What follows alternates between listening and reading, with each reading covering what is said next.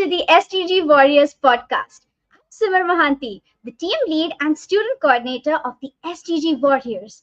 We're a team of passionate student changemakers and STEMness on a mission to meet the United Nations Sustainable Development Goals by 2030, leveraging the power of STEM education and the 21st century skills. Brought to you by us SDG Warriors, this podcast features inspiring stories of EDUheroes and STEM experts from around the world, ideal for students, teachers, parents, and pretty much anybody who's interested in STEM education and social impact. This podcast aims to provide rich learning experiences and drive positive change in local, global, and digital communities. Well, just as Wally taught us to treasure what makes us human, today we are going to be in conversation with an EDUhero who's on a mission to cultivate those irreplaceable human skills in this world which is increasingly driven by AI. Dr. Michelle Ament. Fearlessly challenging the status quo, Dr. Michelle believes that traditional education is inadequate in this age of AI. Her visionary approach insists on prioritizing human centered skills that machines cannot replicate. Dr. Michelle's groundbreaking ideas have captivated audiences worldwide, inciting passionate discussions and motivating teachers to rethink what it truly means to equip learners for a future dominated by AI. She empowers a community to take charge by mobilizing a grassroots movement, fostering environments where empathy, creativity, and collaboration thrive. And through her leadership, the Human Intelligence Movement aims to shape the future of education, ensuring every learner and student like us is prepared to succeed and thrive in an AI driven world. Well, it's fantastic to have you on our podcast today, Dr. Michelle. Thank you. It's so great to be here. I'm just thrilled to talk with you today, Samar. Likewise, and I'm so excited for our conversation. Before we dive into the questions, to help our audience audibly visualize the entire conversation, can you please tell us where are you right now? What is the weather like outside? And what can you see from your window? So I'm located in Minneapolis, Minnesota, in the United States, and the weather is really nice outside. It's about 70 degrees. I went on a walk this morning with my dog, Daisy. The sun is shining. You can see here. It's about 9 o'clock in the morning, and so it's a beautiful morning. And I live in a wooded area. So what I can see outside of my window is green trees and green grass. And here in Minnesota, we are soaking that in because there could be snow on the ground, Samar, in just a couple of weeks. Mid-October, sometimes we'll get our first bit of snow. So I'm relishing in the end of summer and the beginning of fall. That sounds awesome. Back here in Bangalore, India, the evening is partly cloudy and it's quite pleasant. It's 7:30 p.m. in the evening, and thank God it's Friday. Well, outside my window, I can see lots of cars and bikes with their headlights on. They're adding this lively sparkle to the twilight as the people they return homes to spend time with their families and enjoy the weekend. Well, having that mood. I just have to say, you sound like you're looking forward to the weekend, Samar. Absolutely. It's been a long week, and I really cannot wait to binge watch this show on Netflix. It's Unforgettable show. Well, having that mood set, let's start right from the beginning and take a stroll down memory lane. Dr. Michelle, what did your childhood and school days look like, and what impact did they have on the work that you do with students today? Mm-hmm. Well, there's two things I want to say about when I was in school. First, when childhood school. Well, okay, let me start over. First of all, when I went to school, cell phones and the internet really didn't exist. We didn't have cell phones or computers that we used readily, which may date me right now and show you how old that I am. So I'm trying not to do that. But in my childhood, really what we did is we went outside and played. And so that was the thing. When you didn't know what to do, you just went outside and played. And I was thinking a little bit about, what did we play? We played at the park. We rode our bikes. We played in the driveway. It just was play. And so it was very unstructured and open. There wasn't any technology or media that kind of filled the space of when kids didn't know what to do. It really was just go outside and play. And I think about the other part that I think about is when I was in high school, really the idea was you go to school, you get good grades, you graduate from high school, you go to college, you get a good job. It was very much just do everything that was kind of the teacher asked of you. And again, the drive was to acquire all the knowledge that you could and then go to college and get a good job. So both of those things really kind of influence the work that I do with students and teachers today. When I think about that idea of just open play and the ability to explore and be curious and discover new things, that's really what my childhood was all about.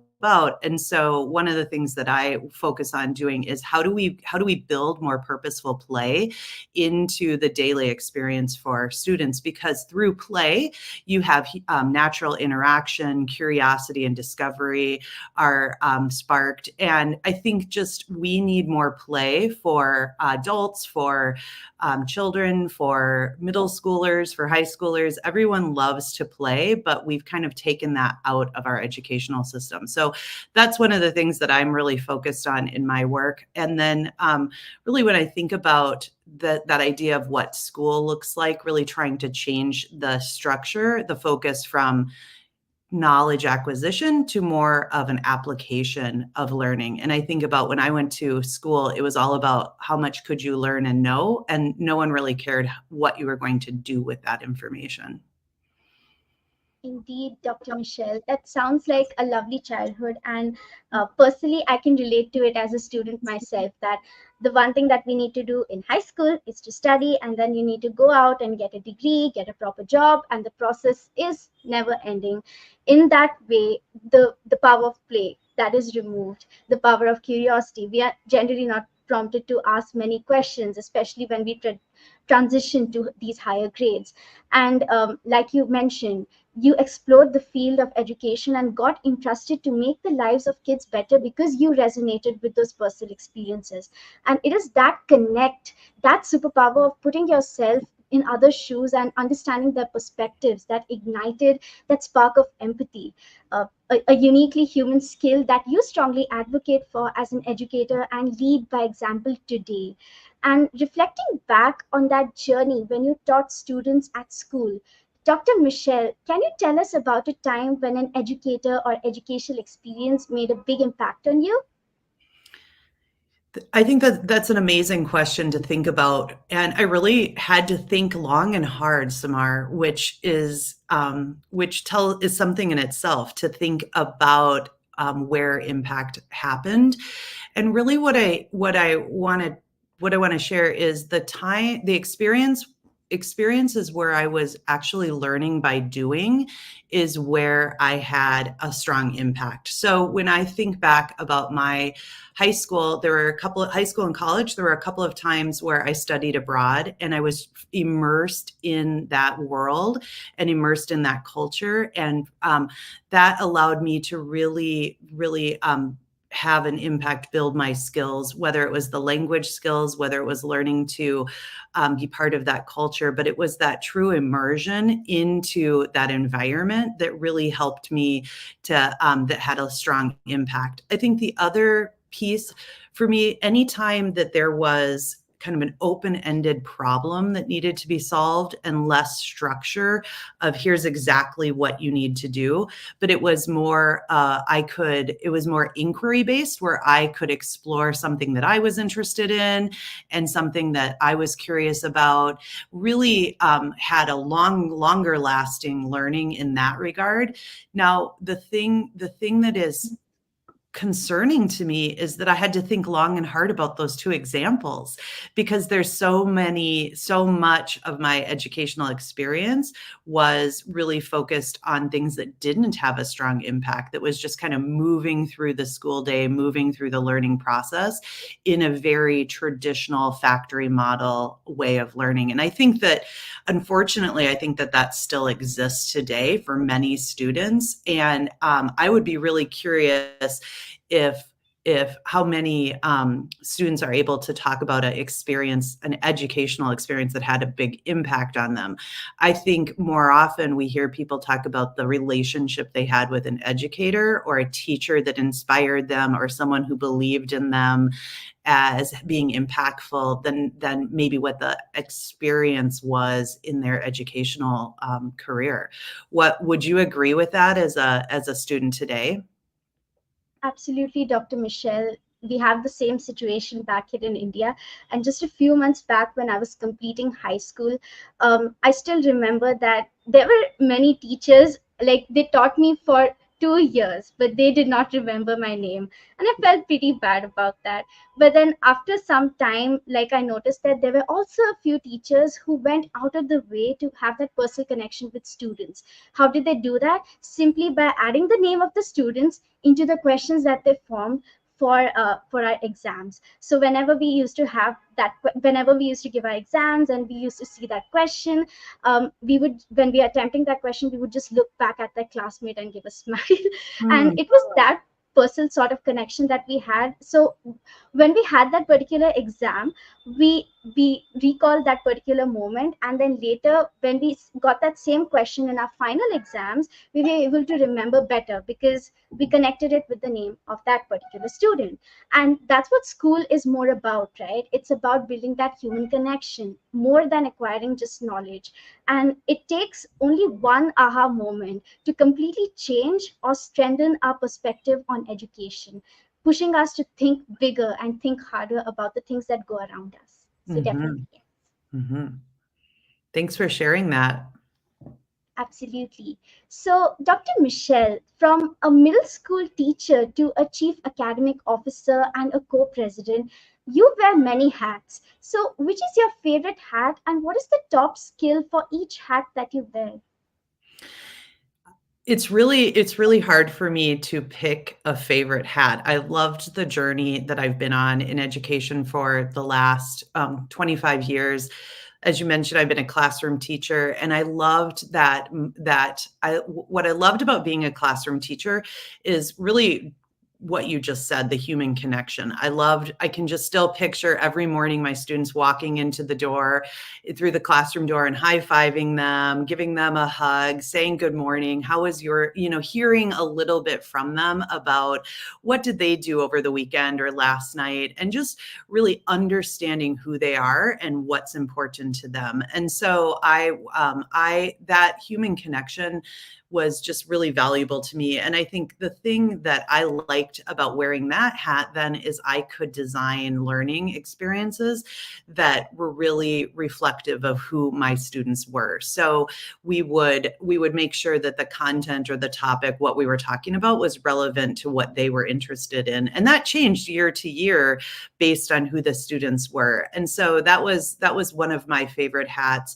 that I wore. And then when I moved into leadership roles as the chief academic officer with ProSolve and the co-president of the Human Intelligence Movement, and along the way, I've had other leadership and administrative experiences. And I think I always come back to the human connection with those roles as well. And I think when you talk about skills that you need to build human connection, I think a couple of things that come to mind is, one is empathy, is really being willing to hear what others are saying and being able to put yourself in their shoes and think from their perspective. I think the other is really being curious about who people are and what's important to them. And so even as in my professional roles today, really thinking about that, who are you, what are the strengths you bring, what are the in what ways can you contribute. And that's like true leadership, and being able to make connections between individuals and put people together to do amazing things, and just kind of step back and let them be that uniquely human that they are and do amazing work and be there to consult and support. And I think a lot of that, when I think holistically about my career, that is really how I was as an educator as well. I wasn't at the front of the room teaching. I was behind the room facilitating and helping students learn and grow. And that's what I do as a leader in my roles today. Well, balancing all those different roles and those skill sets would have given you a unique perspective on education. And what really stands out to me is how versatile and adaptable teachers are, from Mhm. critical thinking to leadership to empathy for teaching and having that strategic planning for executive roles. Where you mix all of these things, each hat requires unique abilities, but all of them contribute towards the same mission, having that human connect.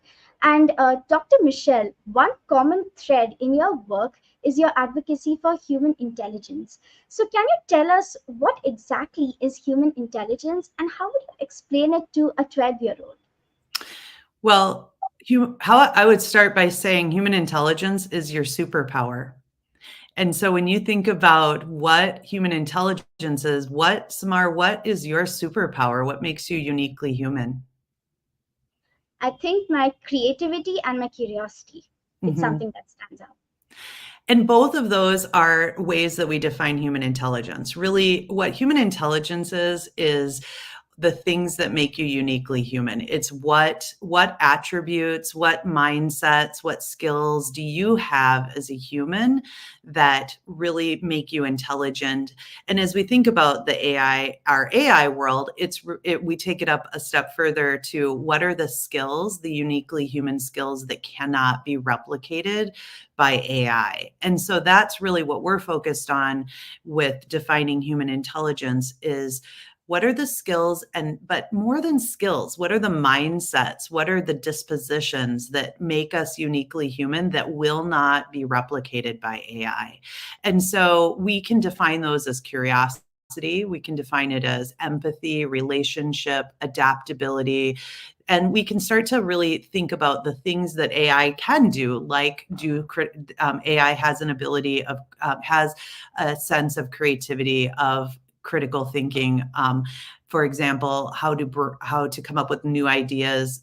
AI can do some of that, but what we're really trying to focus in on is what separates the human from AI. Like, what is the things that humans can do that cannot be replicated, even in the category of critical thinking, for example, or creativity. As you mentioned, that makes you uniquely human. There is something that sets you apart from any AI tool when it comes to creativity. Would you agree? Absolutely. When we talk about these skills, I love the fact that you mentioned that don't look at them as these singular skills, but rather develop it as a separate mindset. Mhm. That's a key takeaway for all students today. And personally, I think that yes, creativity, when you talk about creativity in AI, it is very different from the human creativity because human creativity stems from our personal experiences. It has that emotional depth to it, like when we listen to music which is generated by AI, it does not connect that very well. And especially if you're having a bad day and you want to relax and you listen to music, AI music is not going to help. Rather, the music the songs which are written by artists who have gone through those personal experiences, that is something that will be able to help you to calm down and understand your emotions better. And again, that's a big difference between human creativity and AI generated creativity, like you mentioned, Dr. Michelle. Mhm. Well, what came to mind when you were sharing that story was you're talking about heart and soul. That AI it's a machine, it's an algorithm. It doesn't have a heart, it doesn't have a soul. And I think that as you spoke about creativity, that really is a differentiator. Is AI can produce something, but it doesn't have the heart behind it. It doesn't have the soul that really created that piece. And so that's, I think that's part of what sets us apart and makes us uniquely human. Absolutely. And talking about creativity, we know that it is a skill which is also mentioned as part of the 21st century skills, Mhm. something that the SDG warriors are really passionate about. So we were curious to know, is the human intelligence movement a rebranding of these ideas, or does it offer something fundamentally different from the 21st century learning design? When I saw this question, Samar, I thought to myself, this team of on of for your podcast is brilliant because for you all to tap into this idea, I was really impressed because I think in some ways it is. You know, we've had this idea of 21st century skills for a while, and I can think back to when Ken K brought forward the Partnership for 21st Century Skills framework, and that became kind of the gold standard of how are we going to build 21st century skills. And along the way, we've gotten a lot of different frameworks and a lot of different ways to think about that. And I would say that we are well into the 21st century and we are still talking about the need for these skills and what does it mean to have soft skills or durable skills or 21st century skills or the 4 C's. And so we certainly haven't cracked the code on this. And I think while the human intelligence movement's framework and our ideas mirror these 21st century skills, I think it is a different, it can be differentiated because what we are really talking about is the urgency for our AI world and what are the skills that are going to be needed for an AI world. So when we think about 21st century skills, we were just talking in general about the workforce in the 21st century skill in the 21st century. There wasn't a lot of conversation about how our workforce will change for an AI world. And I think that is the urgent conversation right now, is really uncovering what does career readiness look like in a world where AI is dominating and we see it immersed in our day-to-day work lives. And so what we're trying to figure out is, okay, what does that look like? And then what are the skills and dispositions and mindsets that humans will need to thrive in that AI workforce? Whereas I think the 21st century skill frameworks was really more general about just 21st century workforce, where we're trying to really hone in on what career readiness for an AI world looks like. So in many ways, I think it's an evolution of these frameworks. And, you know, as a group of students that are really committed to 21st century skills, I'm curious what your take is. Do you feel like it's a rebranding, or do you feel like it's something fundamentally different? I think it's something fundamentally different. I mean, there are some things which are common, like you mentioned, creativity, communication, and problem solving. These are some things that we have been talking about for a long time, and they're given so many names. We call them the 4 C's, 5 C's, 6 C's, 7 C's, the endless number of C's that we serve. But while the 21st century skills, they focus on preparing learners to succeed in the workforce. When computers came, it was something that stood apart, the 21st century skills, because it empowered learners to hone the digital literacy, the cognitive and the technical skills. Whereas human intelligence, I think it focuses on something that is innate to us humans. The 21st century skills can be developed over time, but when you talk about human intelligence, it is something that comes naturally. It's rooted in our biological makeup. It's more about having a deeper connection. It's about having adaptability and resilience, something which is not present in the 21st century framework at the moment. Mhm. And that focuses more upon, making humans irreplaceable in the age of AI, using a better understanding, having that emotional connection, and having ethical decision making. So this is very debatable, especially at this point of time when AI is not able to do that, and that particular thing is still missing. But as AI becomes better day by day, I think it's that human intelligence that will set us apart, along with the 21st century skills. I couldn't agree with you more, Samar. And while you were, there were a couple of things that stood out to me. In one is the mindsets or the dispositions you mentioned around resilience or adaptability, not being in those frameworks. And I think the frameworks the 21st century skills were more focused on skills. And when we think about human intelligence, I think it's much deeper than that around, like you said, those mindsets and those dispositions that we will need and that are crucial for us to begin to really prioritize in our schools and working with students. Absolutely. But while the human intelligence movement, it highlights these skills like creativity and emotional intelligence, it's something that AI can't replicate. But as AI becomes more and more sophisticated, Dr. Michelle, do you foresee any erosion of this human edge that we have at this point of time? Well, that is a scary question, isn't it? Because I could foresee that happening if we don't really make some urgent prioritization of really elevating that human edge, like saying, okay, this is really important. The what would you call the human edge, which I think I would say is synonymous with these human intelligences. And so if we don't start to prioritize really focusing in and when I say prioritize, but also like acknowledge the importance of this and the value that humans bring, and then starting to really tap into that for people, we could start to see ways that AI replaces some of that human edge. And so it's really kind of concerning to me that we could there's an opportunity right now to make sure that we don't go down a path where there is that erosion of the human edge, that we are both we're amplifying the importance of this, elevating the value of it, and then building those competencies as we go.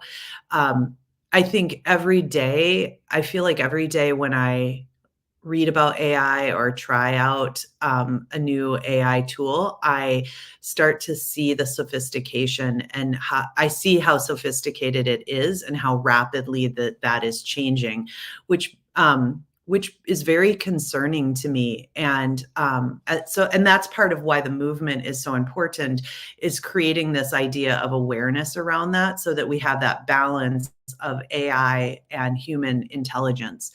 What are you thinking about the erosion of the human edge? I think humans will always have a better chance at succeeding as compared to AI. Definitely, AI will not replace humans if they're really good at what they do. AI will definitely replace those professions in which there are repetitive tasks or where things are uh, done in a very repetitive manner. But if there are things where human creativity is involved, where our personal experiences are involved, our feelings are involved, and our cultures are involved, when we think about those professions where we need to include these personal things, AI can't fully understand it. Like you mentioned earlier, AI does not have a heart or soul, at least at this point of time. It Mhm. cannot understand humans right now. But I mean, maybe it can happen in the future. We just have to wait and see. But definitely at this point of time, humans have a better chance at succeeding as compared to AI. Right. Yeah. I would agree, but I think it's something that we have to really decide we're not going to allow the erosion of the human edge, and then come together to make sure that that doesn't happen. Would you agree? Absolutely. Yeah. I think it's more about understanding people deeply and having that empathy. And that just goes beyond processing information or any sort of algorithm any day. So, well, moving up to the next question, talking about these uniquely human skills, and given that traditional knowledge based education isn't enough, Dr. Michelle, how do you propose that we measure and standardize skills like adaptability, emotional intelligence, and creative problem solving in schools? Are there certain types of questions or assessments that we could integrate into pre existing standardized tests and grading systems for the same? Yeah. Well, I agree with Sean. He said he loved this question, and I'm very excited to talk with you about this. So, absolutely, the traditional knowledge-based education isn't enough. We have all of the information at our fingertips, and we have for a long time. I mean, lot information has been easily accessible on the internet. You can Google answers to questions, and now with AI, it makes it even more readily available and synthesized for you. So it's elevated that knowledge acquisition to a new level for sure. And so when we think about shifting to away from a knowledge-based education system, I'm very excited about this opportunity because we can begin to really focus in on a competency-based system. And what that really means is really giving is measuring the competencies, those skills, those mindsets. And the way that I think we do that is through is less about standardizing and having standardized assessments and more about measuring the process of learning. So we do that through performance-based assessments or through project-based learning. And really what it means is it's how are we measuring how are we measuring the application of knowledge? So you have a lot of information, you have knowledge. Well, what are you doing with it? How are you applying it in authentic ways? So it looks like giving students a problem to solve and then allowing them the opportunity to come up with their own questions about the problem, the access to resources where they can find information and create and be innovative and have novel ideas that they make connections about with that information on ways to solve problems. And that really is like an authentic application of knowledge in a real way. The thing that makes it even more exciting is when students like yourself are given given the opportunity to come up with their own problems to solve. So what is important to you? You know, you have listed in part of what with your podcast and the work you're doing, there are problems that you want to solve in education. And so what would be amazing is if in school you could really take the time that you are in school and apply what you know and the skills you're learning to solve those problems. And that's going to create, through that, you're going to be a problem solver, but it's also going to create a lot of these opportunities to develop these human intelligences. So whether it's emotional intelligence, having to work with a team, having to collaborate, think about whenever, when you work with a team, there's disagreements and there's times where the team doesn't agree. Well, you have to work through that in order to be effective and solve the problem. And so there's negotiation, there's opportunity to be in conflict and resolve that conflict in a positive way. And so it's creating conditions for students to have opportunities for learning that reflect what our real world looks like. That's what when we think about something authentic, school is not authentic. You go to school, you listen to a teacher give you information, you tell them what they want to know on a test. That isn't what the day-to-day world looks like in the workforce. And so how do we replicate the school environment to be something that really prepares students for careers and for their future in a really authentic way to build those skills: adaptability, emotional intelligence, creative problem solving. And we measure it in a different way. Like we measure it through not standardized, but it's more about we might do some interviews with students to understand what they've learned and how they would reflect on their learning. We could measure it through products that they produce. Maybe they have demonstrated how they've solved the problem. This podcast, for example, would be a great assessment of how you are applying your skills and your knowledge in a real world way. And there could be an assessment of an authentic product that shows what you've been learning, as an example. Absolutely, Dr. Michelle.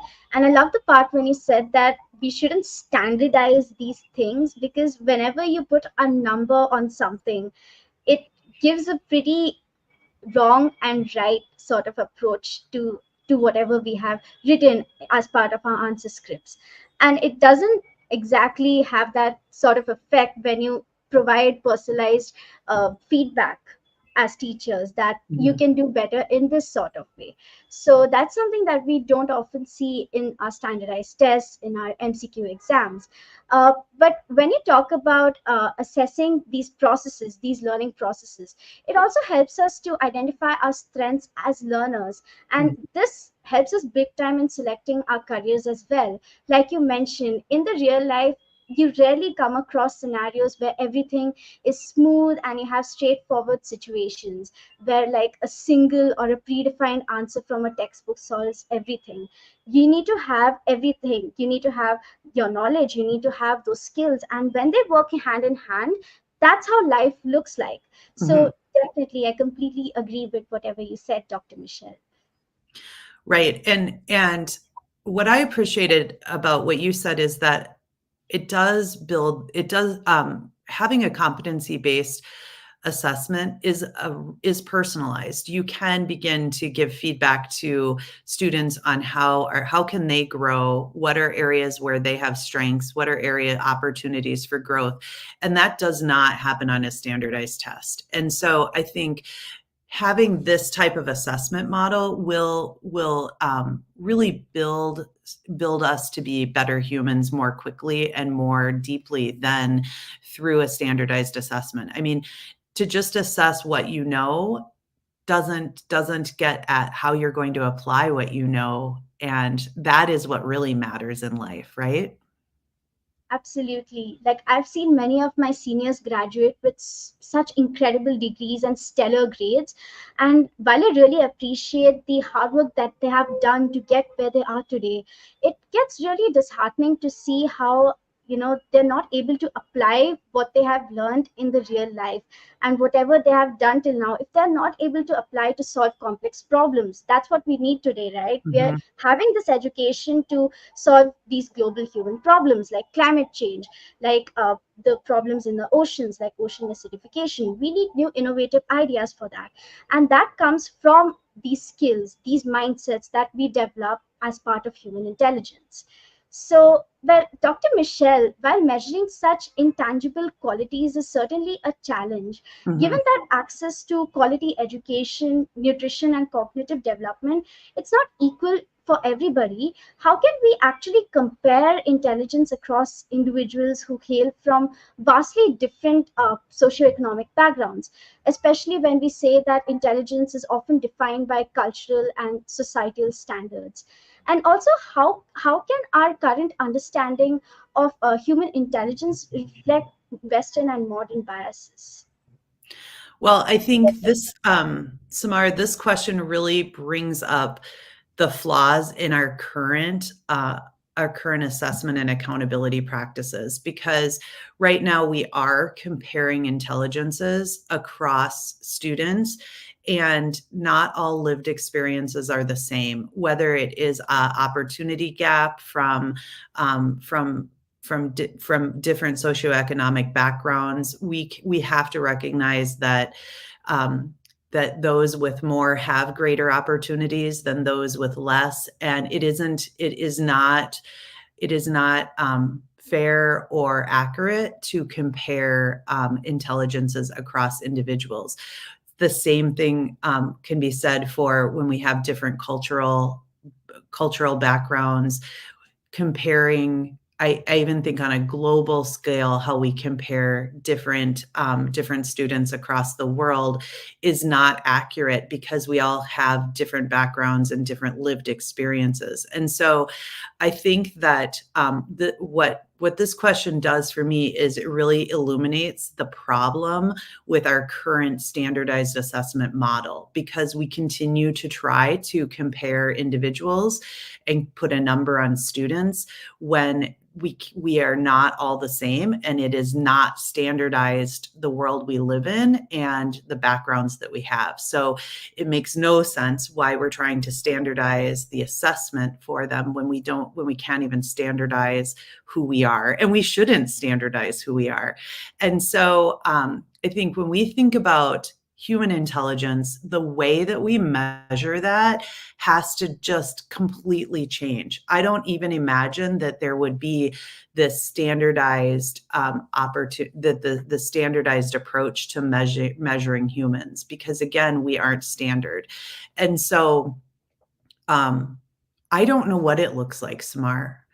So that, that's the thing where I have ideas on how we can measure these uniquely human skills and how we can give feedback around them. But that's part of what the movement is all about, is people, really smart, brilliant people who are committed to getting this right, coming together to say, okay, how can we do things different than we have been doing? And what would it mean to measure human intelligence? And how could we report that and hold schools, states, countries accountable to ensuring that students are prepared for an AI world? And I think it looks very different than how we have been doing it. And it's going to take really remarkable people to figure out the new way. And so, in the intro, you talked about the human intelligence movement shaping the future of education. And that's really my goal here, is not to have all the answers, but to bring the people together in a community where they can solve this wicked problem of changing the measures we put on students and the way we measure not only individuals, but states, but countries across the world. And how do we look at intelligence differently? And how do we start to measure it differently? And I have a lot of hope in that, because I think there are brilliant people that are passionate about this, that we are going to come together and figure it out and shape what education looks like. Because this question that you bring forward, there's a heaviness to this on students today, and I'm really interested in what your thoughts are on measuring these human skills and how it would look different from the measures that are kind of placed on you today. Absolutely. I think definitely we all need to come together to figure this out. We need to brainstorm new ideas. And when we talk about that, we need to get perspectives from different places, people hailing from different backgrounds, having different education. And personally, as a student, even like right now when our college admissions are going on, it's really frustrating to see that there are some degrees that we get in India which are not applicable in other countries. So that again, even though we have got the same amount of education, why isn't it applicable in another country? It's annoying. And when we talk about human intelligence and comparing it, I think it can't be done right now, but the things that we can do right now immediately to take action is to be more empathetic and understand that, for example, somebody growing up in a wealthier area, having a good school and resources, they will likely have more chances to develop their abilities as Yeah. compared to someone else who comes from a poorer background. They might struggle with some fewer opportunities. And problem solving or leadership as well, like it'll look different for people who live in a city as compared to those who live in a village. But both are these valid skills of leadership that we require in the workforce, right? So our current understanding tends to favor these skills that are more valued in the industry or in wealthier societies. And that's the sort of thinking that we need to change. We need to bring in these diverse ways how intelligence shows up in different cultures and settings. That's definitely one thing that we should all think about, in my opinion. Right. One of the things that sparked for me when you were talking is, how could we leverage technology and AI to kind of close that opportunity gap? So if there was a commitment to technology in, when you said rural villages, rural places, if there was a commitment to infrastructure and technology available, how could technology then, or AI, open opportunities for access to experiences that are similar in a city versus a rural area? And so there's possibility there to think about, how can we like level the playing field around what people experiences that people are accessing. I think about like virtual reality, like what kind of field trip could someone take that you don't have to leave where you're living, but you can still go and have an opportunity in a city to experience an amazing museum or hear from an expert speaker where you don't have to actually be present, but leveraging technology. So I think there's possibilities to level that playing field because you're absolutely right. There are those socioeconomic backgrounds do create different opportunities for different people, and we all need when we look ahead for an AI world, we're all going to need strong problem solving, strong leadership. And so how do we figure out what it means to bring experiences that build those human intelligences to all schools? And that's exciting to me. I think there's a lot of possibility in that. Absolutely. And Dr. Michelle, we'd love to hear your ideas on that. I mean, you have an experience with administrating the Intercultural Development Inventory, that is IDI.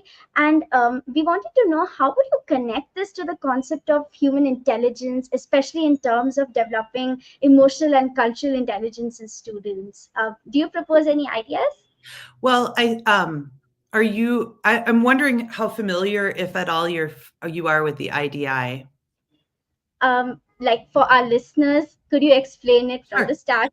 Yeah. So it's the intercultural development inventory, and really what it is it's like a self-assessment to determine your degrees of cultural competency. And so what people then do is get some information that helps them reflect on how culturally competent they are. And so what are their growth areas around cultural competency. And so I think that I was so excited to see this question because there is such parallels with the IDI and human intelligence, because it really is being cultural competent is a personal thing. It's all inside you. It's in your who you are and your lived experiences and how you see the world. And I think that is exactly what human intelligence is. It's part of really knowing who are we, what are our lived experiences, and then what are our biases that we carry because of those lived experiences, and how do we start to recognize those biases and acknowledge them and begin to open ourselves up to different cultural intelligences and being adaptable in situations and with other people. And so I think that there is great parallels here. And you brought up earlier today about the importance of ethics in AI. And I think this is an area where we need, as humans, where we really need to kind of be focused in on being able to discern bias in AI and discern and make sure that we're holding a high ethical standard and making sure that the outputs of AI are inclusive to all people. And that's really what being culturally competent is really all about. And so as humans, it's something that we have to continue to work towards and build those skills in ourselves. And so I see great parallels in the mindsets and dispositions that we need to build as humans for human intelligence. Absolutely. And this builds upon what we were just talking about, right? Mhm. That the skills of people who, the industrial skill, the people who are present in the industry, their skills are valued more than those people who come from villages or who are working in the grassroots. So we need to establish we need to blur the line between these two things. And definitely, like you mentioned, idea shows us that intelligence is not just about book smarts or problem solving, and it's more about understanding and navigating different cultures as well. Like, it can help students to develop that emotional and cultural intelligence and give them a clearer picture about their adaptability, the power of there to adapt to different cultural differences. And I think that's a big part of human intelligence as well. Being empathetic about people who are coming from different places. And I think in classrooms, I think in classrooms this can mean recognizing different ways in which a student who grows up in a multicultural community, they might excel in resolving conflicts or understanding different perspectives. So valuing that thing, skills aren't always captured in in our traditional tests, but it's definitely vital in today's world. And on that note, technology often plays a role in shaping this learning, Dr. Michelle. We've used LMSs as students in schools, but learning experience platforms are a relatively new concept for many of us as we transition to our professional lives. So, Dr. Michelle, based on your expertise, could you tell us what value add can learning experience platforms give in contrast to learning management systems to improve these uniquely human skills? Right. So the learning experience model that I work to put in place is really about a way of learning. And it's about being curious and discovering information through inquiry and applying that in an authentic way. And then having the opportunity to reflect and think about how can I use this in my day-to-day world. And we really do that. That type of learning is done in an immersive experience in a way where students are learning by doing, and they are immersed in an opportunity to really apply those ideas of inquiry and application in a way that's meaningful and relevant to them. And so I think the difference between the learning experience model and an LMS is that LMSs traditionally are used to deliver information. So we're going to log onto our LMS, we're going to look at the resource the teacher has provided, we're going to respond to that in a certain way. That's a traditional way that we use LMSs to disseminate information. The goal is to make it easy to access the information that the teacher wants you to know. And the learning experienced model is much more about what is a problem you want to solve? What are you passionate about? What are you curious about? Let me help you discover questions that you can answer, point you towards resources that will help you get that information, and really think about how are you going to apply that in a real world way, in an authentic way. Do something with that information, and then let's reflect on what did you learn through the learning process, and how will what skills and mindsets have you built, and how can you use that tomorrow? How can you use that in your career? And so very different models of building a student's background and knowledge and experience. One is the LMS is very much a product of learning, where the learning experienced is more of a process of learning. Absolutely. One is based on knowledge and the other is based on skills. While LMSs are great for delivering courses and for tracking the progress, and it's better for administrators or teachers who just want to see where the student lies, it's more about the product. But when you talk about the learning experience platforms, it's more about the process. It helps us to develop critical thinking because you're constantly challenged to apply your knowledge in new ways, all powered by AI. So, what this can look like for students is that an LXP might suggest a course on, let's say, global history, on intercultural communication after you finish your course on global history. So, forming those connections between theoretical knowledge and the skills, what we really require in the real world, connecting different ideas and seeing how they work together. So definitely, LXPs have an edge over there when we talk about human intelligence.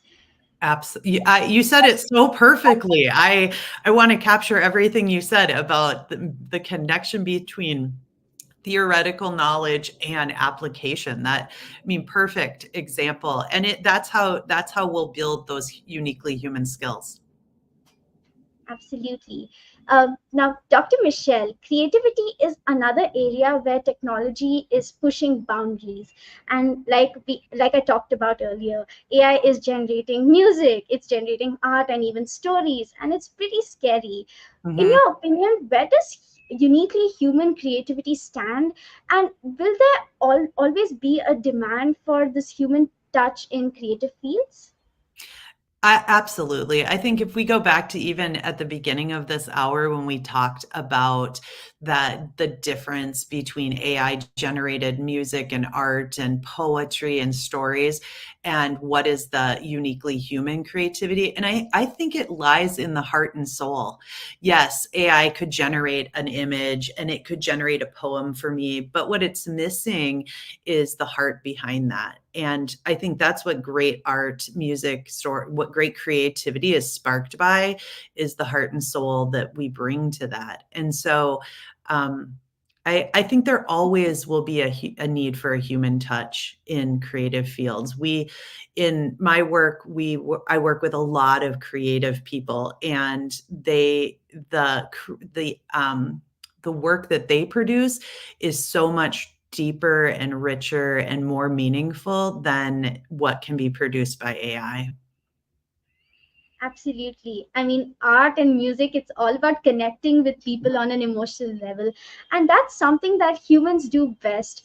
But even as we push these human skills to the forefront, these days we see that businesses are facing these tough decisions, especially when it comes to layoffs. And most of the times, these layoffs are affecting roles like customer service, which is the epitome of communication and empathy. So, Dr. Michelle, how can we make the case to businesses that investing in human skills remains crucial even with advancing technology and automation? Yeah. Here's my prediction with this is that we're going to see the pendulum kind of swing where businesses are going to get really hyped up about we can replace our customer service with a bot and somebody and they can just log on and get the answers. And yes, that will happen.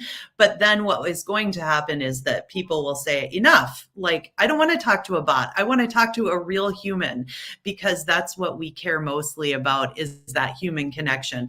And then businesses will say, oh my gosh, I need humans back because what will happen is the businesses that do have the ability to have that human connection will be thriving and will be recognized more readily in the industry than those without. And so I think that there's going to be some natural pendulum swinging here with this. And I think to your point with businesses right now, knowing that they need to invest in human skills, I think talking through some of that humans want that human connection. And so how are you going to ensure that customer service doesn't get replaced by a bot? And I think business folks are savvy to recognize that and find a balance between efficiency and and keeping that human connection. Absolutely. I think businesses need to see the long term value of Mhm. these human relationships because it cannot be replicated by automation. At the end of the day, whenever we have an issue with something, we need to know that there's a human on the other side of the call, on the other end of the phone, and a compassionate customer service representative. They can transform a frustrated customer to a loyal one because they can offer that personalized support and that genuine understanding Yeah. which is present only in humans because they have a heart and soul and AI does not. And Mhm. speaking about having that connection with people, Dr. Michelle, the human intelligence movement seeks partnerships with businesses. So how do you address concerns that corporate involvement could lead to the commodification of education? Well, I think that that's really important thing to be at top of mind, right? And we're seeing in the education field a ton of AI type tools and services that are popping up in education. And the thing though that gives me real promise is that those businesses are also wanting to ensure that there's a human connection, that there's a human centered aspect. And so the movement really is looking for business partners that want to partner with us to ensure that any kind of future educational tools keep humans at the center and then AI second. And how do we work together to do that? So how the human intelligence movement really be a partner, a thought partner in that, so that new tools, new services that are being provided has that human-centered learning first and foremost that's needed, so that we aren't replacing teachers and that we aren't continuing. I think the biggest thing, Samar, that I am concerned about is continuing current practices in education. We've talked a lot about standardization and knowledge based. And so really pushing our corporate partners to think about what is the opportunity right now to change the way we have delivered learning and how we have created opportunity for students and teachers. And so the human intelligence movement is really looking for those business partners that are wanting to do things differently in our education world, and business partners that want to help us shape the future of education. Because I think we as a nonprofit organization really can be thinking a lot at creating awareness, thinking about how to solve problems.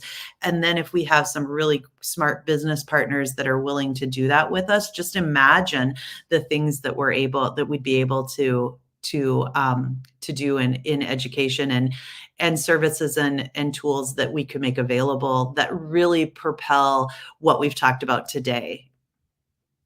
Absolutely. And I love the fact that you mentioned that these partners, they need to put humans first and AI second. Mm-hmm. Like we were talking about earlier, these days we see many tech companies who are super hyped about AI and they're putting all their investments on that first. And then they're laying off people who are at the forefront of the human connection. But Mm-hmm. then you seek out partners who put these humans first and AI second. Indeed, it's a delicate balance to strike for sure. But once the transparency, trust, and a shared vision is established, this collaboration can set students and teachers up for success. So, pretty Mm-hmm. excited about that. Yeah. Now, Dr. Michelle, different countries are tackling the challenge of AI in education at varying paces. Are there any international models that you believe set a good example for others to follow? You know what, this question stumped me, Samar. I did not do my research coming into this call to really figure out models that I think are setting a good example. And so I was really going to ask you if you have some examples, and I was hoping there'd be some folks watching the show that they might put an idea or two in the chat as well, because I think I'm still really kind of discovering. My focus really has been, to be honest, the focus in the United States and the work that we're doing in our federal school system. So I'm curious what your thoughts are on this. Absolutely. I think that there are pretty much good examples that we can follow. There are standards which are being developed in different countries. Like we have the ISTE standards, they're changing it up Mhm. for the AI, the era of AI. So that's something that we can follow. Even back here in India, we have lots of changes which are happening in the field of education. We talked about competencies. So we have these competency based questions which are being integrated into our standardized tests already. So it's happening at a very slow pace, but definitely the board that I belong to, CBSE, they're trying really hard to do that. But then again, there's one thing to think about something and put it on paper, and it's another to actually bring it into practice. And Sure. that's where we people at the grassroots, the students, the teachers, the administrators, the principals, they come and use their superpowers. So definitely, there are things which are happening in our country, there are things which are happening across the world, and I think we can take inspiration from those pedagogical goals, ensuring that these AI tools enhance our skills rather than overshadowing our learning experience. That's something that we should keep in mind all the time. Absolutely. And I think, I think you struck on something about the pace of change, right? So while there might be things being documented and written down, I think we need to accelerate that, the practicality and implementation of that. Absolutely.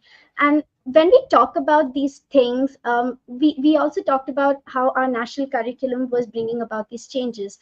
So, at this time, Dr. Michelle, what specific policy reforms should governments prioritize to ensure students are prepared for an AI driven future? Yeah. Well, I think that the human intelligence movement is really focused on policy reform.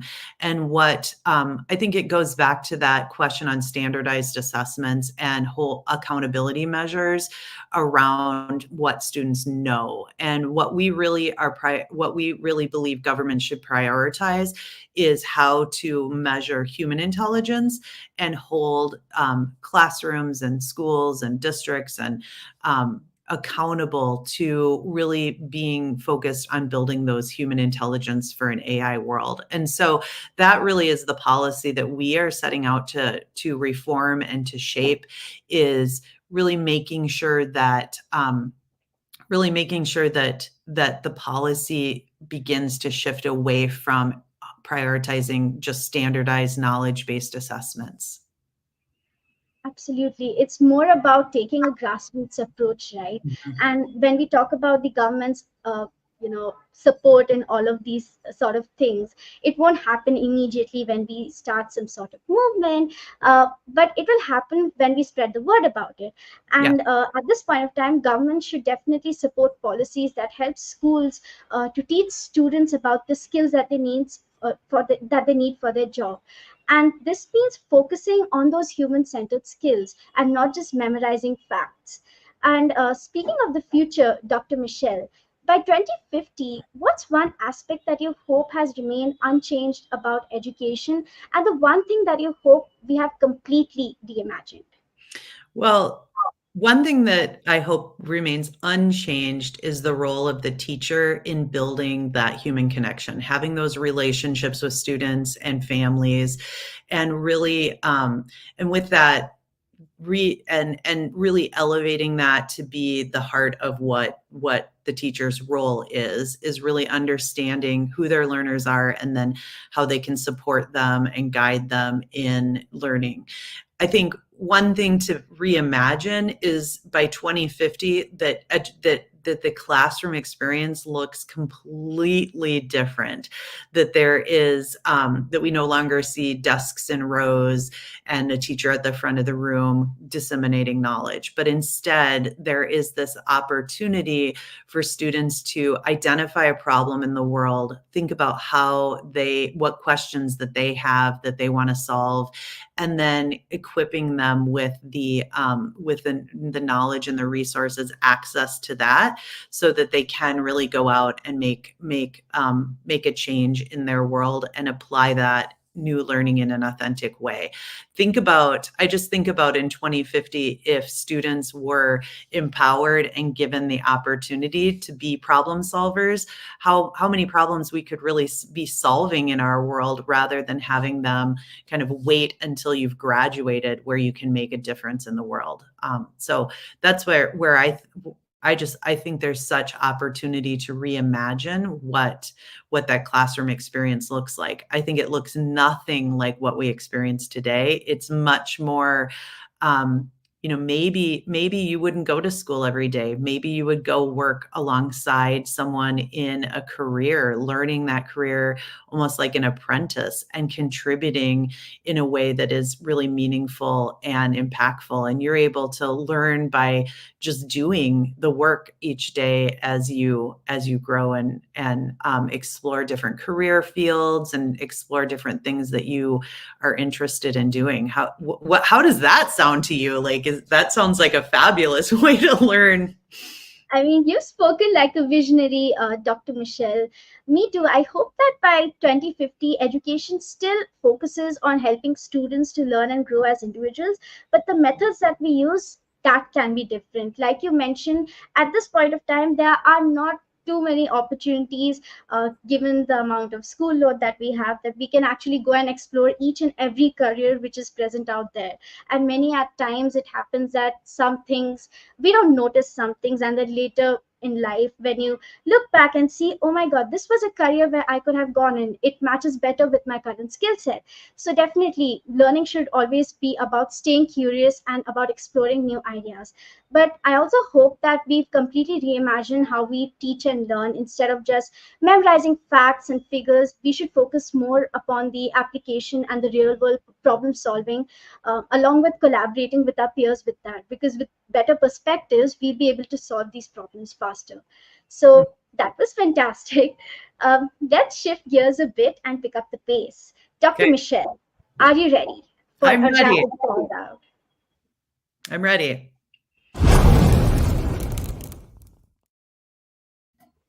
Well, Dr. Michelle, imagine if you and your adorable dog Daisy were a superhero duo. What powers would each of you have, and how would you work together to save the day in the human intelligence universe?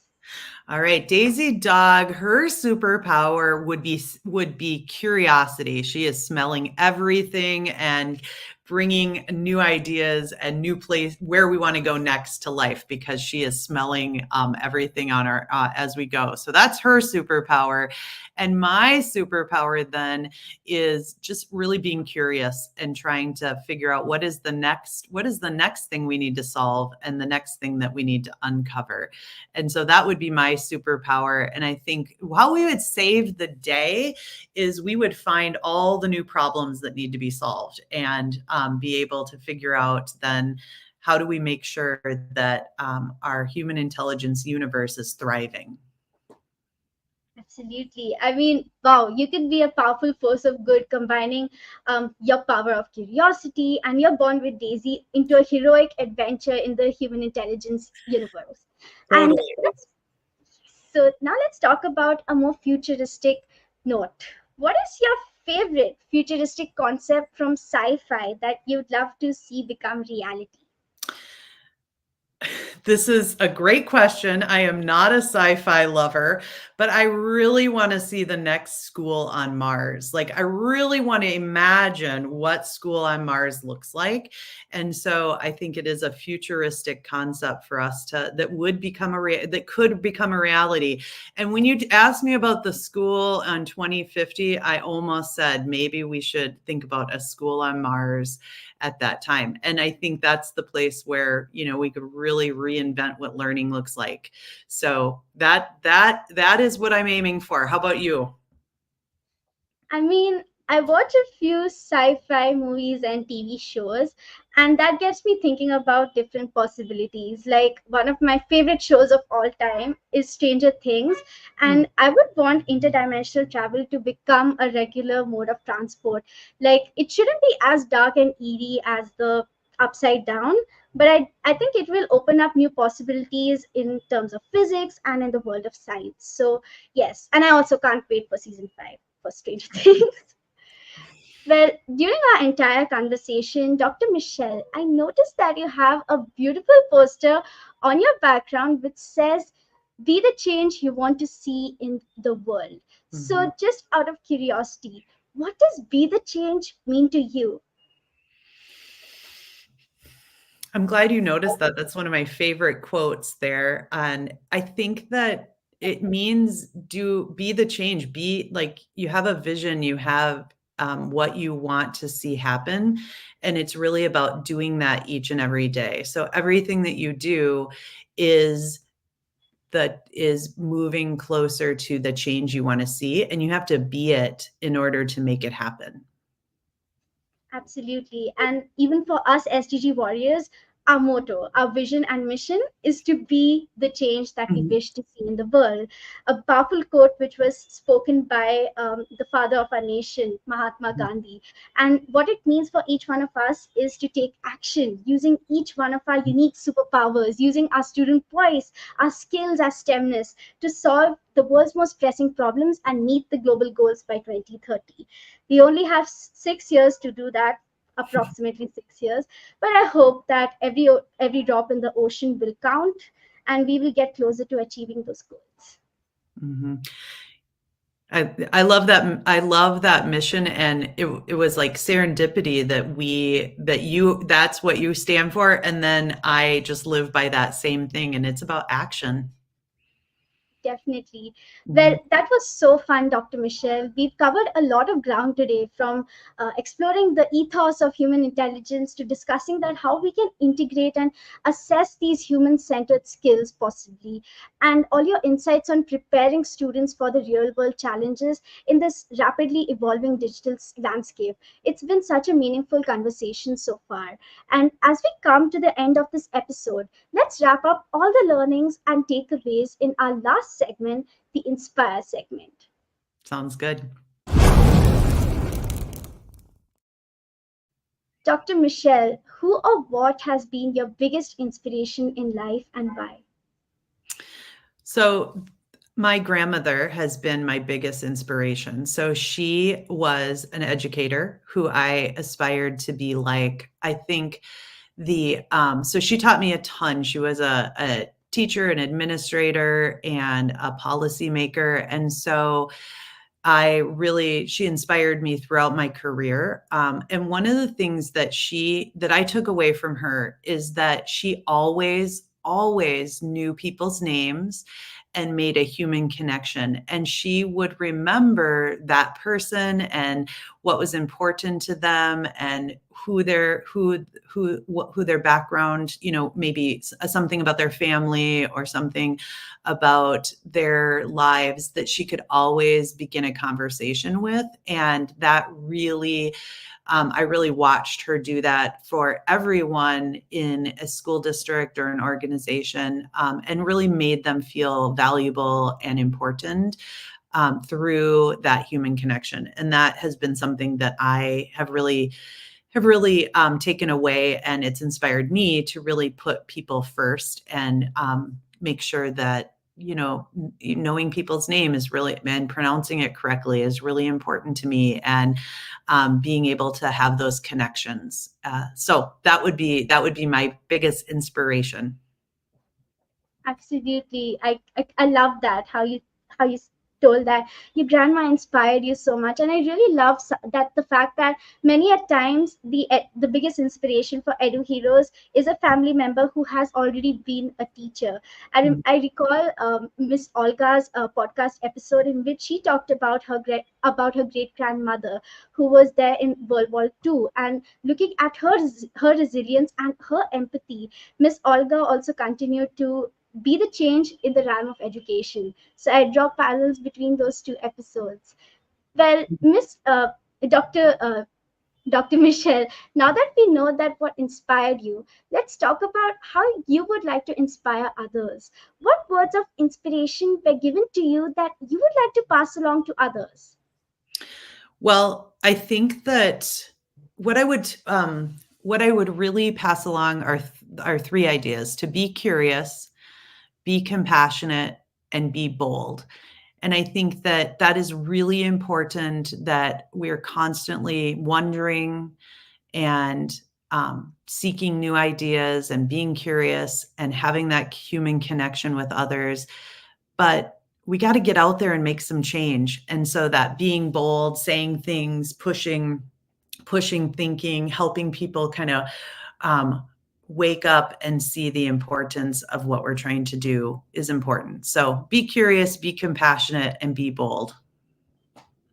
Those are some really powerful words, because in this era we often see, especially as a student, as we transition from our younger grades to our higher grades and now into the professional world, the one thing that I've observed is that curiosity is not there. Like, we become less and less curious every time because of the rigorous education system that we have. But it's important to nurture that curiosity, that human intelligence. It's important to be kind to others, be compassionate, like you said, and to take risks, to be bold and speak your mind, because at the end of the day, your authentic ideas have the power to change the world. Mm. So, moving on to our last question, Dr. Michelle, could you give us a call to action? What can we children and young people do to make the world a better place? And how can we students contribute towards the human intelligence movement? Well, I think The call to action for you as students is to continue to use your voice, continue to really be bold and share with others what you need and what learning really should look like. And so, I think this podcast is a perfect example of how you're doing that. But there's so many ways, whether it's sharing in your schools, in your community, but using your voice and helping people really have awareness of what you need as learners and as young adults today in today's world. I think that is huge, to use your voice. How you could contribute to the human intelligence movement is by joining us. So the Human Intelligence Movement is a grassroots organization. You can find us on humanintelligencemovement.org. We would welcome you to join as founding members and help us shape the future of education. Use your voice. We have a lot to learn from young people today, and we need to be hearing from you and using that information to help us shape education. So that would be my call to action for you, is to get involved and just continue to advocate for what you need in today's world. Well, I can't think of a better way to wrap up this episode. There are so many ways in which we can be the change that we wish to see in the world. And the most powerful of that is to use our voice, to take actions on things that truly matter. As young people, we have the power to make a better world by focusing on these qualities which make us human. We have creativity, empathy, and so many other skills. We just need to focus on the one superpower. And in a rapidly changing world, it's that one superpower that will make you stand out and will make you thrive in this changing world. So, what are you waiting for, listeners? Head over to www.humanintelligencemovement.org to join a community of change makers who stand for curiosity, the real world application of learning, and all things human intelligence. And on that note, Dr. Michelle, thank you so much for taking the time to join us for today's episode. Listening to your entire journey as an EDUhero, from middle school teaching to leadership, and your passion for cultivating human intelligence. I learned so much today and was super inspired listening to you. So thank you so much for taking out the time and talking to us for over an hour now. Yes, it was a pleasure to talk with you.